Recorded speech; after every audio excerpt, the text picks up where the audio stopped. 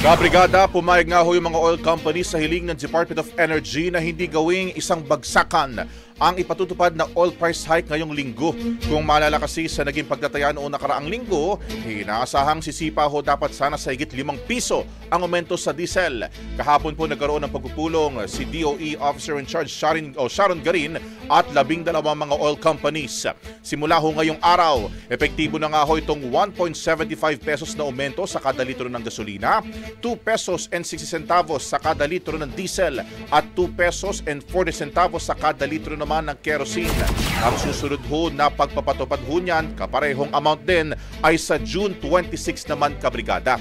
Samantala, sakali man magkaroon daw ulit ng 45 pesos na aumento sa susunod na linggo, patuloy pa rin daw mananawagan ng DOE sa mga oil firms. Brigada Balita Nationwide. Ang bahaging ito ay hatid sa atin ng PowerCell Soya Coffee. Masarap araw-arawin.